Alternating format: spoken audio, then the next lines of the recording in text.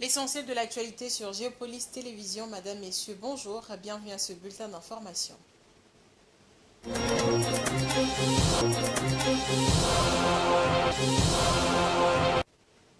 Commençons avec cette information en bref. Le président de la République a présidé ce jeudi la cérémonie du lancement des trains du service national. Il s'agit de 30 wagons fermés et 15 ouverts, 10 citernes et 2 locomotives. Selon le général-major Jean-Pierre Kassongo, le commandant du service national, la mise en circulation de ces trains est une réponse favorable aux nombreuses difficultés d'évacuation des récoltes et d'acheminement d'un train pour les travaux du service national.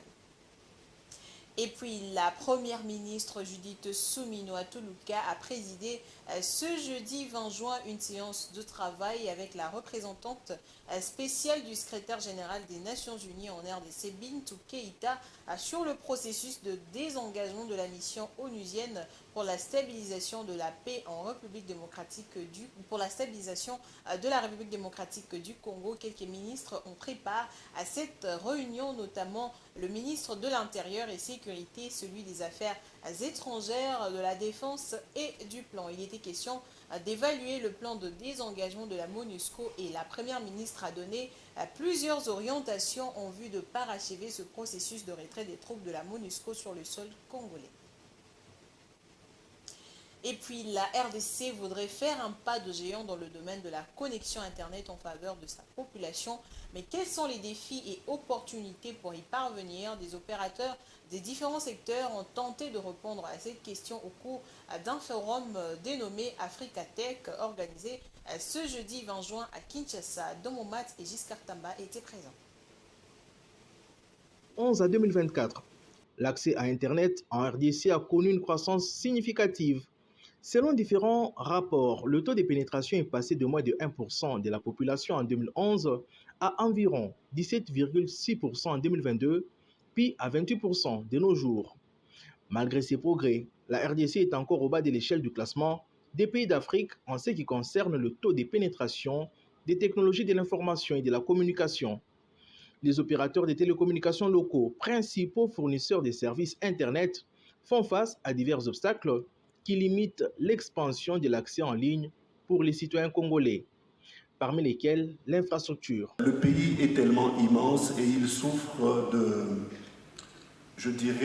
deux maux qui ralentissent le déploiement du réseau. Premier élément, c'est un manque d'infrastructure. Le deuxième problème est lié à l'énergie électrique. Et dans l'équation économique de la rentabilité de chaque site, l'énergie aujourd'hui pèse pour 60%.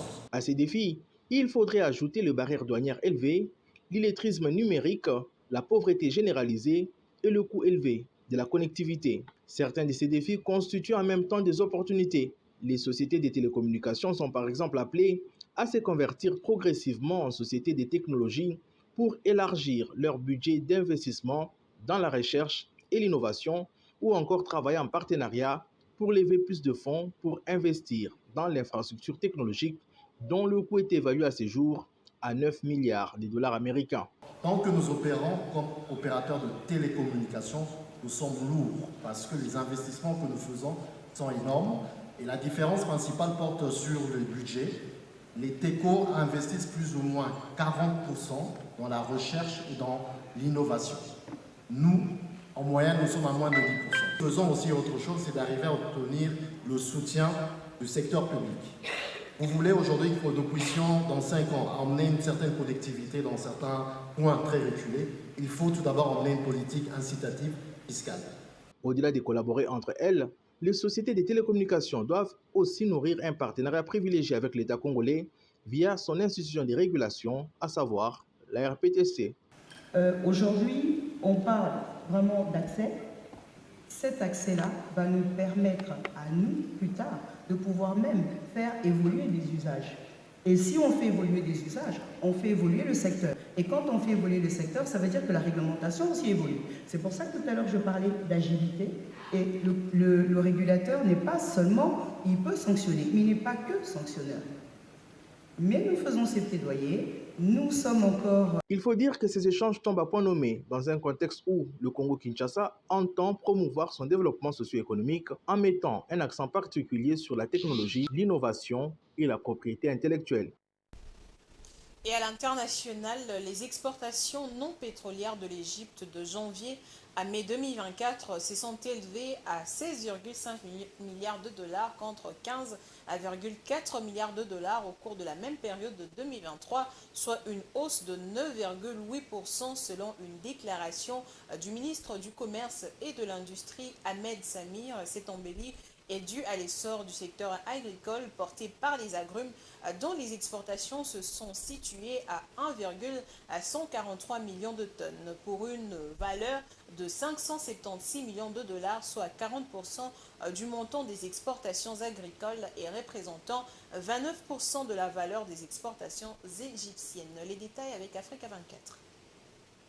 L'Égypte et les exportations de fruits et légumes au cours de la période allant de septembre 2023 à février 2024 se sont élevées à environ 2,82 millions de tonnes, soit une valeur d'environ 2 milliards de dollars. Les exportations d'agrumes se sont quant à elles situées à 1,143 millions de tonnes d'une valeur financière de 576 millions de dollars, soit 40% du montant des exportations agricoles et représentant 29% de la valeur des exportations égyptiennes. Une embellie qui s'explique d'ailleurs par des programmes de subvention à l'exportation mis en place par le chef de l'État. L'Égypte domine les exportations internationales. C'est tout d'abord en raison du programme de subvention à l'exportation mis en place par le président, qui prévoit des remboursements d'impôts pour les exportateurs. Deuxièmement, le mécanisme rigoureux de contrôle de la qualité basé sur les normes internationales nous a aidés à ouvrir de nouveaux marchés. Outre les exportations de fruits et de légumes, 3,8 milliards de dollars de matériaux de construction ont été exportés. Les exportations de produits chimiques et des engrais se sont chiffrées à 2,4 milliards de dollars, tandis que le matériel technique et électronique et les produits textiles représentent respectivement 2,1 milliards de dollars et 1,7 milliard de dollars du total des exportations égyptiennes. L'État a une stratégie pour augmenter les exportations de 10% par an pendant 5 ans. Il ouvre de nouveaux marchés et établit 12 plateformes logistiques dans les pays africains. L'Égypte adhère à des blocs économiques autorisant un accès sans droit de douane pour les produits égyptiens sur différents marchés. La Turquie, l'Arabie saoudite et l'Italie sont en tête des pays importateurs de fruits et légumes égyptiens. Selon les données officielles, sur la période allant de janvier à février 2024, la Turquie a importé pour 551 millions de dollars, l'Arabie saoudite 511 millions de dollars, l'Italie pour 395 millions de dollars et la Libye pour 337 millions de dollars. Voilà, c'est la fin de ces 13 heures. Madame, Messieurs, merci à vous de l'avoir suivi. Le prochain rendez-vous est pris pour 19h30 avec la grande édition du journal télévisé avec Fiston Oleko à la présentation. Au revoir.